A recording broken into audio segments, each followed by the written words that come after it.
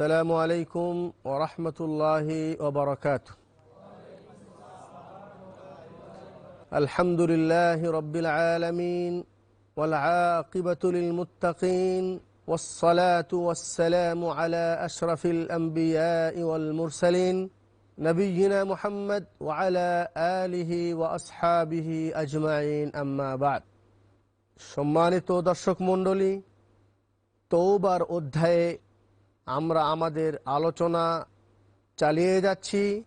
সেই ক্ষেত্রে আমরা আজকে যেই হাদিস নিয়ে বিশ্লেষণ করব, যেই হাদিসের দর্শ আপনাদের সামনে উপস্থাপন করব, সেই হাদিসটি বর্ণনা হয়েছে জির বিন হুবাইশ হতে। قال, তিনি বলেন, আতাইতু সফওয়ান ইবনে আসাল রাদিয়াল্লাহু আনহু, উনি বলেন আমি সফওয়ান বিন আসাল রাদিয়াল্লাহু তাআলা আনহুর নিকটে আমি আসলাম। আসআলুহু আনিল মাস আলাল খুফাইন, উনি বলছেন ওনার সঙ্গে সাক্ষাৎ করার উদ্দেশ্য হলো এই যে আমি মুজার উপর মাসাহ করার ক্ষেত্রে আমি ওনাকে জিজ্ঞাসা করতে আসছি। ফাকাল, তিনি বললেন, মা জাআ বিকা ইয়া জির, হে জির তুমি আমার কাছে কি উদ্দেশ্যে এসেছো? ফাকুলতু, আমি বললাম, ইবতিগা আল ইলম, এলেম অন্বেষণের জন্য, এলেম শেখার জন্য, জ্ঞান শেখার জন্য আপনার কাছে এসেছি। ফাকাল, তখন তিনি বললেন, ইন্নাল মালাইকাতা তাজাউ আজনিহাতাহা লিতালিবিল ইলম, আল্লাহ নবী সাল্লাল্লাহু আলাইহি ওয়াসাল্লাম বলেছেন, কোনো ব্যক্তি যদি এলেম অর্জন করার জন্য যদি সে ঘর থেকে বের হয়, তাহলে নিশ্চয় ফেরেশতা তাদের পাখাটি বিছিয়ে দেয় সেই এলেম অন্বেষণকারীদের জন্য। সুবহানাল্লাহ। অর্থাৎ যে ব্যক্তি এলেম অর্জন করার জন্য ঘর থেকে বের হয়, আল্লাহর পক্ষ থেকে নিযুক্ত ফেরেশতা তার পাখা তার জন্য বিছিয়ে দেয়। রেজান বিমা ইয়াতলুবু, আল্লাহ তাআলা খুশি হয়ে যে সে অর্জন করতে যাচ্ছে। অর্থাৎ মানুষ যখন এলেম অর্জন করার জন্য চেষ্টা করে, এলেম অর্জন করার জন্য বের হয়, আল্লাহ তার এই কাজের প্রতি খুশি হয়ে ফেরেশতাদেরকে বলে যে তোমাদের পাখা তার জন্য বিছিয়ে দাও।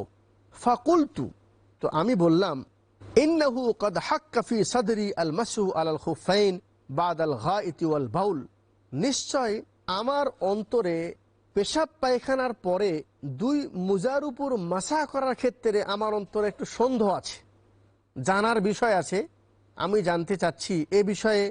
আর আপনি এমন একজন ব্যক্তি যে ব্যক্তি আল্লাহ নবী সাল্লাল্লাহু আলাইহি ওয়াসাল্লামের সহবত পেয়েছেন, আপনি আল্লাহ নবীর সাহাবী।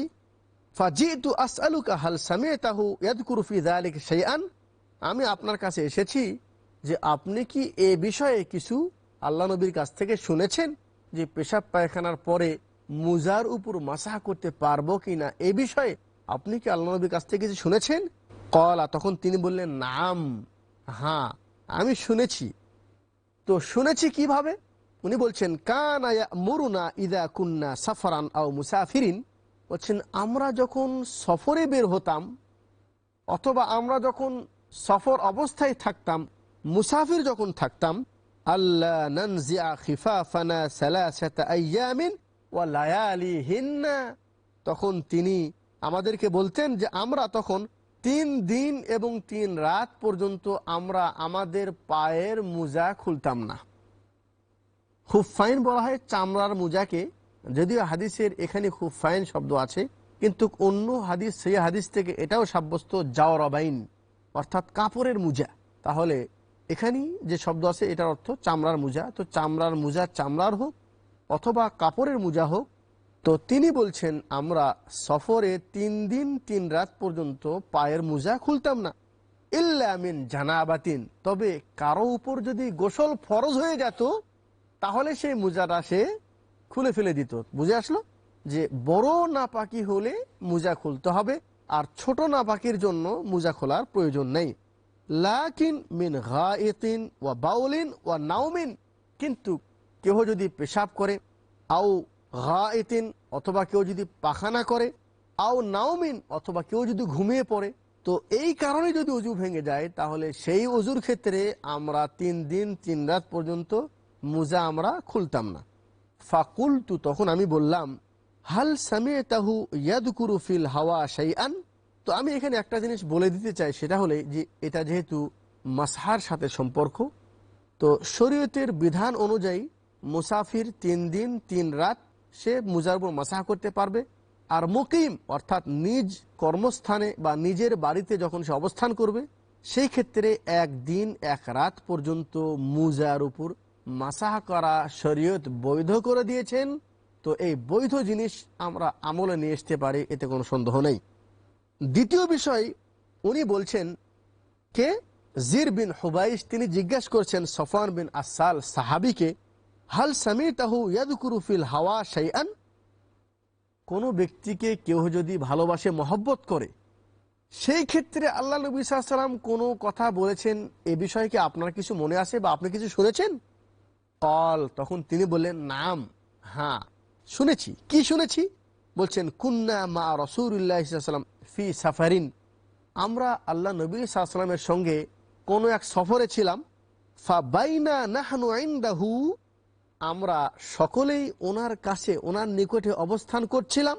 একজন বেদুইন ব্যক্তি, গ্রাম্য ব্যক্তি নবী মুহাম্মদুর রাসূলুল্লাহ সাল্লাল্লাহু আলাইহি ওয়াসাল্লামের নিকটে এসে বড় উচ্চ আওয়াজে উনি ডাক দিলেন। তাকে ডাকলেন আল্লাহ নবী সাল্লাল্লাহু আলাইহি ওয়াসাল্লাম, ইয়া মুহাম্মদ, হে মুহাম্মদ, অথবা ওনাকে যেভাবে আখ্যায়িত করেছেন বড় উঁচু আওয়াজে উনি আল্লাহ নবী সাল্লাল্লাহু আলাইহি ওয়াসাল্লাম ডাকলেন। অথচ আল্লাহ বলছেন ইয়া আইয়ুহাল্লাযীনা আমানু লা তারফাউ আসওয়াতাকুম ফাওকা সাওতিন নবী, হে ঈমানদারগণ, তোমরা যখন আল্লাহ নবী সাল্লাল্লাহু আলাইহি ওয়াসাল্লামের কাছে বসে থাকবে তখন তোমার আওয়াজটা যেন আল্লাহর নবী সাল্লাল্লাহু আলাইহি ওয়াসাল্লামের আওয়াজের চেয়ে উঁচু না হয়ে যায়। কিন্তু এই ব্যক্তি অতি উচ্চ স্বরে জোরে আল্লাহ নবী বলছেন ইয়া মুহাম্মদ, ফাআজাবাহু রাসূলুল্লাহ সাল্লাল্লাহু আলাইহি ওয়াসাল্লাম নাহওয়ান মিন সাওতিহি হাউম, বলছেন আল্লাহ নবী সাল্লাল্লাহু আলাইহি ওয়াসাল্লাম তার প্রতি উত্তরটাও বলছেন জোরে দিয়েছেন, হ্যাঁ তুমি কি বলছো, বুঝলেন না, যেরকম দেখেছেন জোরের স্বরে উনি উত্তরটাও সেভাবে জোরে ওনাকে দিয়েছেন। ফাকুলতু লাহু ওয়াইহাক, রাবি বলছেন সফওয়ান বিন আসান, ইনি বলছেন ফাকুলতু লাহু, আমি তাকে বললাম ওয়াইহাক, হে বেদুইন ব্যক্তি তোমার ধ্বংস হোক, উগদুদ মিন সাওতিকা ফাইন্নাকা ইনদান নবী সাল্লাল্লাহু আলাইহি ওয়াসাল্লাম, তুমি তোমার আওয়াজটাকে একটু ছোট করতে পারো না? তুমি আল্লাহ নবী সাল্লাল্লাহু আলাইহি ওয়াসাল্লামের নিকটে বসে আছো, আওয়াজটাকে একটু ছোট করা যায় না? ওয়াকাদ নুহিতা আন হাযা, যদিচ আল্লাহ তাআলা আমাদেরকে উঁচু আওয়াজ করা থেকে নিষেধ করেছেন, একটু আগে আপনাদেরকে বললাম। আল্লাহ বলছেন আল্লাহ নবীর চাইতে উঁচু আওয়াজে কথা বলো না। ফাকাল, তখন সে বলল ওয়াল্লাহি লা আগদুদ, আল্লাহর কসম খেয়ে বলছি আমি আওয়াজ ছোট করব না, আওয়াজ ছোট করব না। ক্বাল আল আরাবী, তখন ওই বেদুইন বলল আল মারউ ইউহিব্বুল কওম ওয়ালাম্মা ইয়ালহাক বিহিম, অর্থাৎ ওই ব্যক্তি যে এসছে একটা প্রশ্ন করার জন্য আল্লাহ নবীর কাছে আসছে। ঠিক আছে, কেন আসলো, ডাক দিল কেন, সে একটা বিষয় জানতে চায়। সে বিষয়টা কি বলছেন, আল মারউ ইউহিব্বুল কওম, কোন ব্যক্তি কোন সম্প্রদায়কে ভালোবাসে, কোন সম্প্রদায় কোন গোত্রকে সে ভালোবাসে। ওয়ালাম্মা ইয়ালহাক বিহিম, কিন্তু কোনোদিন তাদের সঙ্গে সাক্ষাৎ হয় নাই, দেখা সাক্ষাৎ না করেই দূর থেকে তাদের বিষয় শুনেছে এবং অন্তর থেকে তাদেরকে ভালোবাসে। তো এর বিষয়ে কি কোনো শরীয়তের বিধান আছে? ক্বালান নবী সাল্লাল্লাহু আলাইহি ওয়াসাল্লাম, তখন আল্লাহ নবী সাল্লাল্লাহু আলাইহি ওয়াসাল্লাম বললেন আল মারউ মাআ মান আহাব্বা ইয়াউমাল কিয়ামাহ, মানুষ যাকে সে ভালোবাসবে কিয়ামতের দিন সে তার সঙ্গেই থাকবে। সুবহানাল্লাহ। তাহলে ভালোবাসতে হবে। যদি কেউ কাউকে ইসলামের জন্য ভালোবাসে, আল্লাহর সন্তুষ্টির জন্য ভালোবাসে, সাক্ষাৎ নাও যদি হয়, ভালোবাসার কারণে কিয়ামতের দিন আল মারউ মাআ মান আহাব্বা ইয়াউমাল কিয়ামাহ, যার সঙ্গে যার বন্ধুত্ব আছে কিয়ামতের দিন তার হাসন নাসর তার সঙ্গেই হবে। ফামা জালা ইউহাদ্দিসুনা হাত্তা যাকারা বাবান, বলছেন উনি এভাবে আমাদের সামনে হাদিস বর্ণনা করতেছিলেন, এমন সময় আল্লাহ নবী সাল্লাল্লাহু আলাইহি ওয়াসাল্লাম তিনি একটি হাদিস বর্ণনা করলেন, বলছেন হাত্তা যাকারা বাবাম মিনাল মাগরিবে, এরপরে উনি একটি দরজা সম্পর্কে বললেন।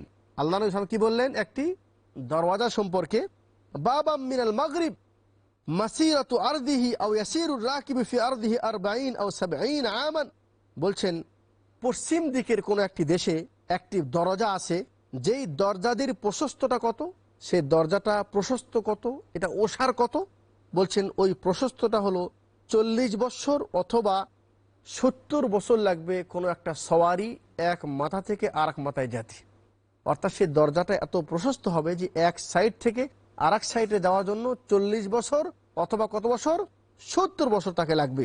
খালাকাহুল্লাহু তাআলা ইয়াওমা খালাকাস সামাওয়াতি ওয়াল আরদ, বলছেন এই দরজাটি আল্লাহ পাক যেই দিন আসমান এবং জমিন সৃষ্টি করেছেন সেই দিন আল্লাহ তাআলা এই দরজাটি সৃষ্টি করেছেন মাফতুহান লিত-তাওবাতি, এই দরজাটি খোলা আছে তওবার জন্য।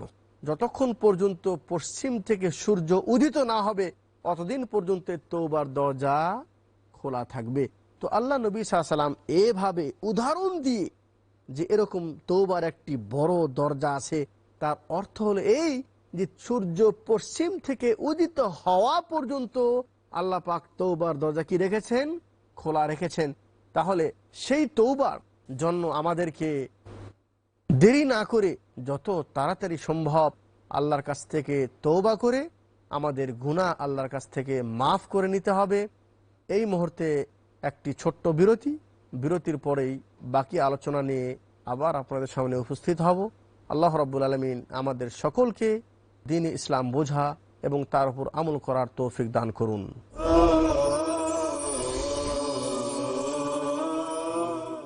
কোথা থেকে, কার মাধ্যমে? ওহীর মাধ্যমে যা তাকে বলতে বলা হয় তিনি তাই বলে থাকেন। রাসূলুল্লাহ সাল্লাল্লাহু আলাইহি ওয়াসাল্লাম যেই জন্য ব্যবহার করেছেন সেই জন্য ব্যবহার করতে হবে। কার দ্বারা, কার জন্য? ইলম অর্জনের জন্য তুলে ধরার মাধ্যম যেটা, এটার নামই হলো হাদিস। কি উদ্দেশ্য নিয়ে? মূল উদ্দেশ্য ছিল সৎ কাজের নির্দেশ দিবে, অসৎ কাজের নিষেধ করবে। মুজাফফর বিন মুহসিন, ডক্টর হাফেজ ABM হাসবুল্লাহ, আহমদুল্লাহ বিন মোহাম্মদ দিলাওয়ার হোসেন, শাহিদুল্লাহ খান মাদানী, আব্দুর রাজাক বিন ইউসুফ, ডক্টর আবু বকর মোহাম্মদ জাকারিয়া, জাহাঙ্গীর আলমের উপস্থাপনা। যেভাবেই হোক দায়িত্বটা স্বয়ং নবীজি দিয়েছেন। মূল নীতি হচ্ছে মাত্র দুটি: সর্বদাই হক পথে অটল থাকবে। এই সব কিছুর ভিতরে রয়েছে আমাদের জন্য পরীক্ষা। যারা অনুপস্থিত তাদের কাছে পৌঁছে দাও। কেমন ছিল রাসূলুল্লাহ সাল্লাল্লাহু আলাইহি ওয়াসাল্লামের কথা এবং কাজ? হাদিসের ইতিবৃত্তি ও বিশ্বময় তার ক্রমবিকাশ। প্রতি মঙ্গলবার ও শনিবার রাত ৮টায় বা পুনঃ সম্প্রচার দুপুর ১:৩০টায় বাংলাদেশে পিস টিভি বাংলায়। ইসলামের জন্য বিশুদ্ধ নিয়তে ইমাম নববী সংকলিত ৪০ হাদিসের যে গ্রন্থটি, জীবন সম্পর্কে ইসলামের যে মৌলিক নীতিমালা যার উপর ভিত্তি করে মাসআলা ও মাসাইল নির্গত করা হয়, সমাজ সম্পর্কে এই হাদিসগুলি উসুল হিসাবে, মূলনীতি হিসাবে স্বীকৃতি প্রাপ্ত হয়। শেখ হারুন হোসেন পেশ করবেন বিভিন্ন বিষয় সম্পর্কে রাসূলুল্লাহ সাল্লাল্লাহু আলাইহি ওয়াসাল্লামের আমল এবং পয়গাম।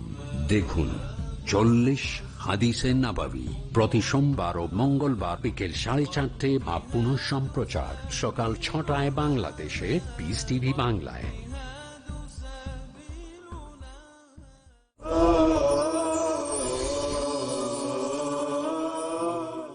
আলহামদুলিল্লাহ ওয়াসসালাতু ওয়াসসালামু আলা রাসূলিল্লাহ। সম্মানিত দর্শক মণ্ডলী, আপনাদের সামনে রিয়াদুস সালেহিন গ্রন্থ থেকে তওবার অধ্যায় কিছু হাদিস আপনাদের সামনে উপস্থাপন করছিলাম।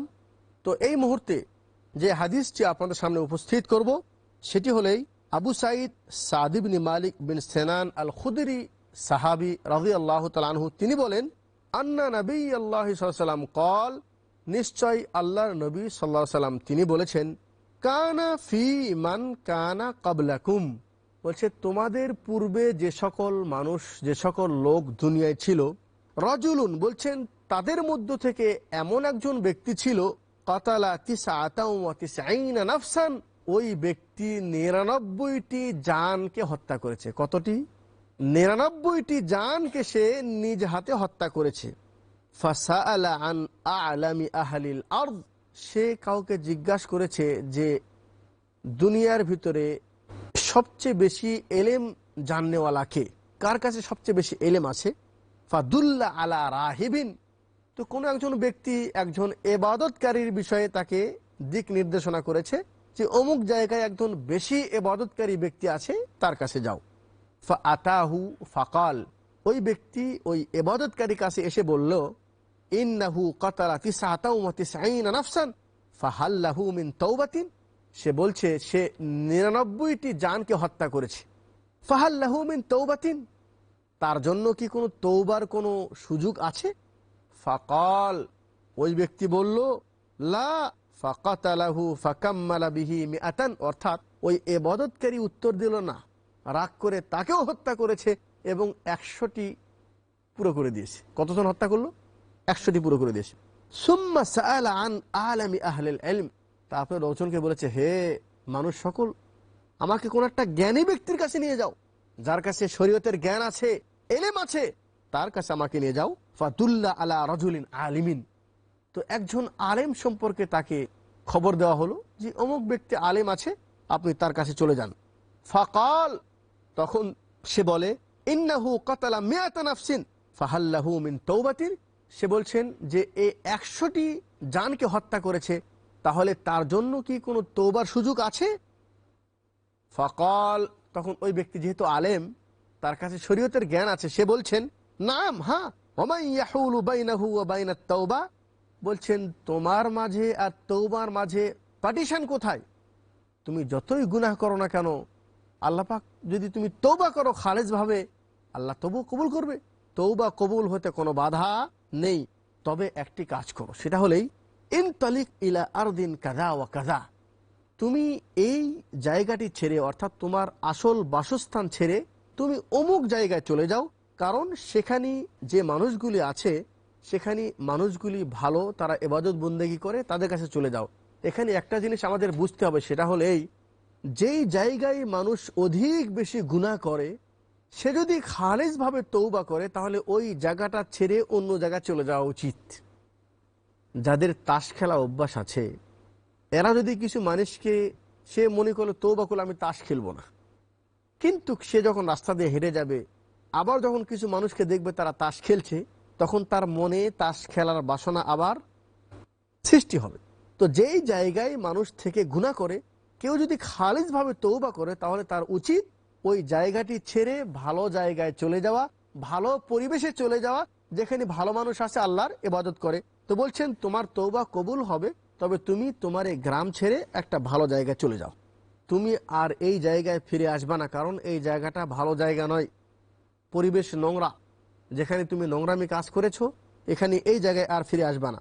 ফানতালাকা হাত্তা ইযা নাসাফাত তারিক, বলছেন ওই ব্যক্তি যেহেতু সে তওবা করতে চায়, গুনাহ করেছে, আল্লাহর কাছে খালেজভাবে কি করতে চায়, তওবা করতে চায়, সে তখন ওই ভালো গ্রামের দিকে যাওয়া শুরু করলো।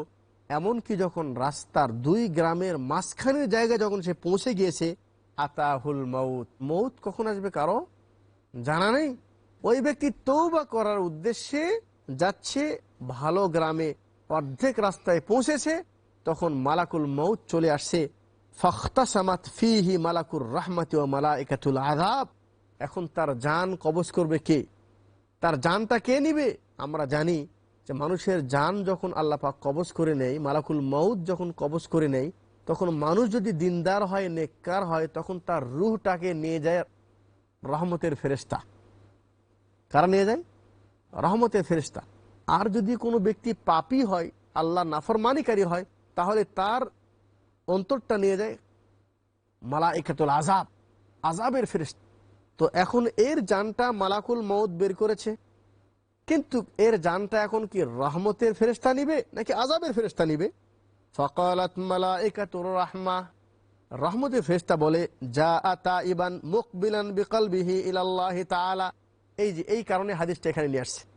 বলছেন এই ব্যক্তি তো তওবা করেছে, এবং তওবা করে সে আল্লাহর সন্তুষ্টর জন্য হিজরত করে সে বাড়ি থেকে বের হয়েছে, বিধায় সে যখন তওবা করেছে, খালাস তওবা কবুল হয়ে গেছে, তার জানটা আমি নিয়ে যাব। ওয়াকালাত মালাইকাতুল আযাব, আর যে আযাবের ফেরেশতা সে বলছে, ইন্নাহু লাম ইয়ামাল খায়রান কাত্তু, তওবা করেছে বটে, কিন্তু কোনো ভালো কাজ তো সে করে নাই, কোনো ভালো কাজ করে নাই সে। ফাআতাহুম মালাকুন মিন সূরাতিন আদমি ফাজালুহু বাইনাহুম আই হাকামান, তখন 2 ফেরেশতা, এই তৃতীয় ফেরেশতা যে মানুষ আকারে আসছে, একে বলছে যে ফয়সালা তুমি করে দাও, যে এই জানটাকে আমি নিব না সে নিবে, রহমতের ফেরেশতা নিবে নাকি আযাবের ফেরেশতা নিবে, এটা একটু তোমার সিদ্ধান্ত দিয়ে দাও। ফাকাল, বলছেন সিদ্ধান্ত দিচ্ছে, কিসু মা বাইনাল আরদাইন ফাইলা আইয়াতিহিমা কানা আদনা ফাহুয়া লাহু, বলছেন এই 2 গ্রামের মাঝখানে জায়গাটুকু মেপে দেখো, যেই দিকের জায়গা কম হবে মনে করা হবে সে সেই গ্রামের অধিবাসী, বা সে সেই দিকের। ফাকাসু ফাওয়াজাদুহু আদনা ইলাল আরদিল্লাতি আরাদ, বলছেন মেপে দেখা গেল যে গ্রামের উদ্দেশ্যে সে যাচ্ছিল ওই দিকের জায়গাটু একটু কম, তার মানে সে অর্ধেকের বেশি আগে চলে গেছে। বলছেন ফাকাবাজাতহু মালাইকাতুর রাহমা, বুখারী মুসলিমের হাদিস, তখন এই ব্যক্তির জানটা রহমতের ফেরেশতা নিয়ে নেয়। অন্য একটি সহিহ রিওয়ায়াতে বিস্তারিত আলোচনা এইভাবে আছে, বলছেন ফাকানা ইলাল কারিয়াতিস সালিহাতি আকরাবা বিশিবরিন ফাজুইলা মিন আহলিহি, বলছেন ওই যে গ্রামের দিকে যাচ্ছিল সেই দিকে সে বেশি এগিয়ে গেছে তা না, মাত্র 1 বিঘ জায়গা ওই দিকে বেশি চলে গেছে। আল্লাহু আকবার, কতটুকু? 1 দিক। অন্য আরেকটি সহিহ রিওয়ায়াতে আছে ফাআওহাল্লাহু ইলা হাদিহি আন তাবাইদি, আল্লাহ যখন কোনো বান্দার প্রতি রাজি এবং খুশি হয়ে যায়, আল্লাহ সবকিছু করতে পারেন, ওই ব্যক্তিকে আল্লাহ পাক জান্নাত দেওয়ার জন্য জমিনকে বলেছে, হে জমিন তুমি যে এই দিকের রাস্তাটুকু, অর্থাৎ যেই গ্রাম থেকে বের হয়েছে এই পথটা তুমি বাড়িয়ে যাও, আর যেই গ্রামের দিকে যাচ্ছে ওই পথটা কমিয়ে যাও। আল্লাহ জমিনকে হুকুম দিল ওয়া ইলা হাদিহি আন তাকাররাবি ওয়া ক্বালা কিসু বাইনাহুমা ফাওয়াজাদুহু ইলা হাদিহিল আকরাব বিশিবরিন গফিরা লাহু, বলছেন দেখা গেল যেদিকে যাচ্ছিল সেই গ্রামের জায়গাটুকু একটু কম হওয়ার কারণে ওই গ্রামের বলে আখ্যায়িত হলো। এই হাদিস থেকে আমরা কয়েকটি জিনিস আমরা বুঝতে পারি। প্রথম যে জিনিসটা আমরা বুঝতে পারি সেটা হলো এই যে ওই ব্যক্তি যখন কোনো ইবাদতকারী, অর্থাৎ তার কাছে ইলম নেই, ইবাদত বন্দেগী করে, তার কাছে যখন জিজ্ঞাসা করেছে তখন সে ভুল ফতোয়া দিয়েছে, নাকি ভুল ফতোয়া দিয়েছে, না তোমার তওবা কবুল হবে না। এই জন্য আমাদের উচিত, আল্লাহ তাআলা বলছেন যে ফাসআলু আহলা যিকরি ইন কুনতুম লা তা'লামুন, তুমি যদি দ্বীন সম্পর্কে কিছু জানতে চাও তাহলে যে আহলে জিকির আছে, অর্থাৎ যার কাছে ওহীর জ্ঞান আছে, কোরআন এবং হাদিস পারদর্শী, তাদেরকে জিজ্ঞাসা করা উচিত। কারণ তুমি যদি মূর্খ ব্যক্তিকে, ইবাদত করলেই যে আলেম হবে তা না, ইলম অর্জন করতে হবে, ইলম জ্ঞান শিখতে হবে। তো কোনো মূর্খ ব্যক্তি ইবাদত বন্দেগী করে, এখন ওই ব্যক্তিকে যদি কেউ জিজ্ঞাসা করে, যেহেতু তার কাছে ইলম নেই, সে নিজেও পথভ্রষ্ট হবে, অন্যদেরকেও পথভ্রষ্ট করে দিবে। এটা এই হাদিস থেকে আমরা শিক্ষা পাই। দ্বিতীয় যে জিনিসটা আমরা জানতে পারি সেটা হলো এই যে গুনাহ যত বড়ই হোক না কেন, যদি সে খালিস ভাবে আল্লাহর নিকটে তওবা করে, তাহলে যত বড়ই গুনাহ হোক না কেন আল্লাহ তাআলা তাকে ক্ষমা করে দিবেন। আল্লাহ তাআলা বলেন, মানুষ যদি আমার কাছে জমিন ভরে যদি গুনাহ নিয়ে আসে এবং সে যদি আমার কাছে ক্ষমা চায়, আমার কাছে যদি তওবা করে মাগফিরাত চায়, এবং সেই আমার সাথে কাউকে যদি শরীক না করে, তার শিরক না করে থাকে, তাহলে আমি আল্লাহ তার কাছে জমিন ভরে মাগফিরাত নিয়ে যাব। সুবহানাল্লাহ। তাহলে 100টি মানুষকে হত্যা করার পরেও আল্লাহর রহমত থেকে নিজেকে নৈরাশ মনে করা ঠিক না। এই হাদিস প্রমাণ করছে যে যতই বড়ই গুনাহ হোক না কেন, যদি কোনো ব্যক্তি খালেস নিয়তে, খালেস ভাবে আল্লাহর কাছে তওবা করে, তাহলে আল্লাহ তাআলা ইচ্ছা করলে তার সকল গুনাহ মাফ করে দেবেন। আল্লাহ নবী বলছেন, কোনো অমুসলিম যদি মুসলমান হয়ে যায় তাহলে তার পূর্বের যত গুনাহ আছে আল্লাহ মাফ করে দিবেন। ওয়াত-তাওবাতু তাহদিমু মা কানা ক্বাবল, আর যে ব্যক্তি তওবা করে, এই তওবা পূর্বের সকল গুনাহকে মাফ করে দিবেন। এই জন্য হে মুসলিম ভাই, এই তওবাটি আমরা হাদিস শুনেছি আল্লাহ নবী সাল্লাল্লাহু আলাইহি ওয়াসাল্লাম একদিনে 70 বার, একদিনে 100 বার করে আল্লাহর কাছে তওবা চাইতেন। তাহলে আমাদের তওবা করতে সমস্যা কোথায়? আসুন আল্লাহর রহমত থেকে নৈরাশ না হয়ে আল্লাহর কাছে আমাদের গুনার জন্য তওবা করি, ক্ষমা চাই। আল্লাহ তাআলা আমাদেরকে নৈরাশ করবেন না। মনে রাখবেন, আল্লাহ যদি আমার প্রতি রাজি হয়ে যান, খুশি হয়ে যান, তাহলে আল্লাহ আমাকে যে কোনো বাহানায়, যে কোনো ওসিলায় আল্লাহ আমাকে জান্নাতে প্রবেশ করাবেন। আল্লাহ রাব্বুল আলামিন আমাদেরকে যেন তাড়াতাড়ি তওবা করার তৌফিক দান করেন এবং আল্লাহ যেন আমাদের তওবা কবুল করেন। আল্লাহ রাব্বুল আলামিন আমাদেরকে যেন সকল ধরনের গুনাহ থেকে নিজেকে হেফাজত রাখার তৌফিক দান করেন। এ বিষয়ে আরও যে দর্শটি আছে সেটা পরবর্তী বৈঠকে আপনাদের সামনে উপস্থাপন করব। আল্লাহ রাব্বুল আলামিন আমাদের সকলকে আমল করার তৌফিক দান করুন। ওয়া আখিরু দাওয়ানা আলহামদুলিল্লাহি রাব্বিল আলামিন। ওয়াসসালামু আলাইকুম ওয়া রাহমাতুল্লাহি ওয়া বারাকাতুহু।